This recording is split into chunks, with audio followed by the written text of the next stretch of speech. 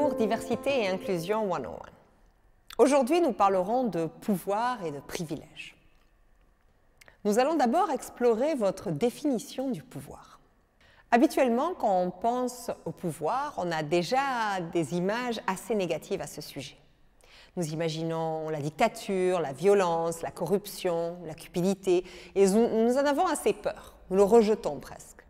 Quand on voit des femmes de pouvoir dans les séries, par exemple, on a soit le stéréotype de la reine folle, comme Daenerys Targaryen dans Game of Thrones, soit des personnes insensibles, comme Claire Underwood dans House of Cards. Et cela vient de notre définition du pouvoir, qui est le pouvoir sûr, dans un système de domination. Mes besoins sont séparés de vos besoins, nous sommes en compétition. Pourtant, le pouvoir n'est ni bon ni mauvais. La définition en latin de podere est être capable de. Le pouvoir est la capacité de mobiliser nos ressources pour répondre à nos besoins. C'est la capacité d'agir, d'influencer, de mobiliser nos ressources internes telles que l'espoir et la résilience, et les ressources externes telles que les amis, les alliés, les médias, l'argent, pour atteindre nos besoins et nos objectifs. L'idée de passer progressivement d'une perspective de pouvoir sûr à pouvoir avec, d'un système de domination à un système de partenariat. Cette vision de coopération du monde serait un lieu où la moitié masculine et la moitié féminine du genre humain seraient équilibrées, où les valeurs telles que la bienveillance et le respect et la non-violence seraient hautement appréciées par les hommes et les femmes. Nous devons donc tous déconstruire nos apprentissages et essayer de passer du pouvoir sûr au pouvoir avec. Parlons maintenant de privilèges. Le privilège est en fait invisible pour ceux qui le possèdent. Par exemple, en tant que titulaire d'un passeport français, il m'est possible de voyager dans près de 170 pays sur 200 sans visa, sans question, sans lettre d'invitation, sans argent sur mon compte bancaire, sans travail, sans garantie à donner. C'est un privilège qui était presque invisible pour moi jusqu'à ce que je rencontre des personnes d'autres pays qui luttaient très dur pour faire la même chose. Les privilèges sont des avantages attachés à votre groupe. Ils ne dépendent pas de vos capacités spécifiques, mais plutôt de l'appréciation sociale des groupes auxquels vous appartenez dans la société dans laquelle vous vivez. Le privilège appartient à ce qui est considéré comme le défaut dans toute société, le standard, le pouvoir de la normale, le groupe des pansements de couleur beige. Le privilège est un plus grand sentiment de sécurité. Vous n'avez pas à craindre pour votre vie lorsque vous interagissez avec la police. Vous n'avez pas à craindre pour la vie de vos enfants quand ils marchent ou courent dans la rue. Vous êtes moins susceptible d'être suivi, interrogé ou fouillé par les forces de l'ordre parce que vous avez l'air suspect. Vous pouvez garder le silence face à l'injustice. Cela ne vous concerne pas directement. Vous pouvez peser le besoin de protestation, de confrontation avec l'inconfort ou l'inconvénient de prendre la parole. Le privilège, c'est avoir le bénéfice du doute. Par défaut, vous semblez gentil, pas une menace pour les autres, on vous fait plus facilement confiance. À titre expérimental, des Australiens de différentes identités raciales et ethniques ont essayé de monter à bord de bus publics, en disant aux conducteurs qu'ils n'avaient pas assez d'argent pour payer le trajet. Sur 1500 tentatives, 72% des Blancs ont été autorisés à rester dans le bus, contre 36% des Noirs. Le privilège est la puissance et la richesse accumulées à travers les générations. Le privilège de soutenir vos enfants au début de l'âge adulte en aidant avec le paiement des études universitaires, les premières voitures ou les premières maisons. Le cycle continue.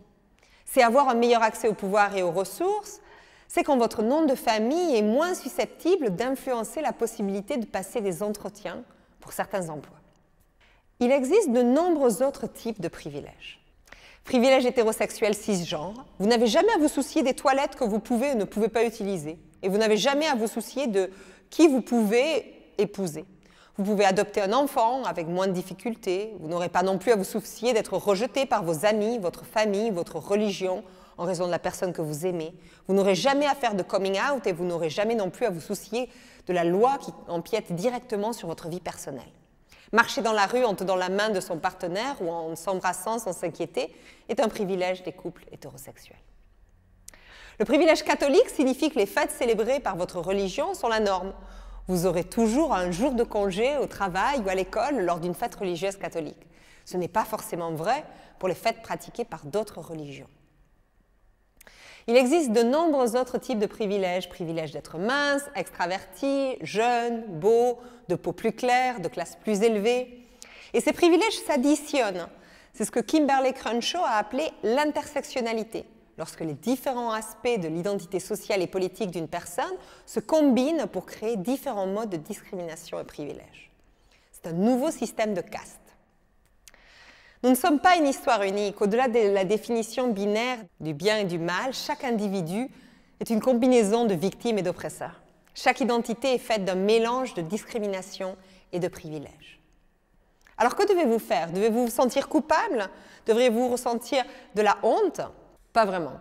En fait, la culpabilité est assez inutile. C'est le ciment qui maintient le privilège et l'oppression ensemble. L'idée est plutôt de comprendre le fonctionnement du système et d'identifier le privilège que vous détenez. Nommer la réalité est déjà la première étape pour transformer le système. La deuxième étape est de vraiment réfléchir à ce que vous voulez faire. Comment vous voulez transformer le monde en utilisant cette aide spéciale que vous avez reçue au départ. C'est essentiellement comprendre la différence entre l'égalité et l'équité. Je sais qu'on me demande souvent ce que je pense des quotas et de la discrimination positive. Mais fondamentalement, les pays scandinaves n'auraient jamais atteint le niveau d'implication des femmes dans la politique et le leadership sans quotas dans les années 70 et 80. La discrimination positive peut sembler injuste car lorsque nous avons des privilèges, l'équité ressemble à de l'oppression. L'équité signifie que vous apportez une aide spéciale aux personnes qui n'ont peut-être pas commencé la course à partir du même point. Pourtant, lorsque nous appartenons à la catégorie supérieure, il est très difficile de reconnaître que nous ne partons pas du même point. Un exercice très intéressant pour cela est par exemple la marche des privilèges, où vous pouvez vous situer sur la même ligne avec vos collègues, vos amis, et selon différentes questions, vous faites un pas en arrière ou un pas en avant, et vous voyez effectivement que nous avons des atouts et des poids invisibles à l'œil nu. Par exemple, certains d'entre nous avaient plus de 50 livres à la maison, et certains n'en avaient aucun. Certains ont dû travailler dur pour payer leurs études, et certaines études étaient payées par leurs parents, leur famille, sans aucun problème, etc.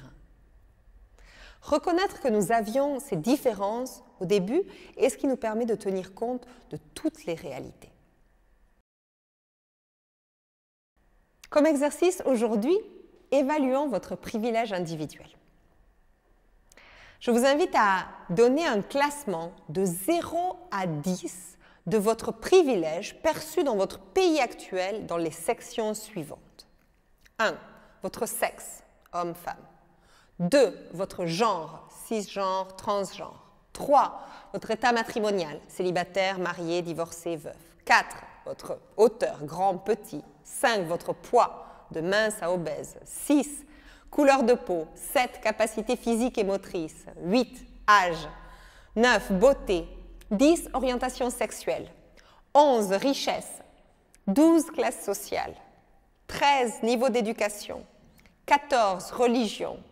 15. Profession. 16. Santé mentale. 17. Situation de logement, de sans-abri, location, propriété. 18. Citoyenneté, de réfugiés, migrants, sans-papiers à citoyens. 19. Neurodiversité. 20. Convictions politiques. 21. Statut parental. 22. Niveau d'extraversion. 23. Accent et 24. Langue. Et pour les 24 catégories que je vous ai données, notez votre privilège de 0 à 10, puis faites la somme de votre score final. Si vous obtenez plus de 200, vous faites partie des plus privilégiés. Lorsque vous découvrez votre niveau de privilège, essayez de réfléchir à la façon dont vous pouvez l'utiliser pour le bien de toutes et tous. Passez une bonne journée.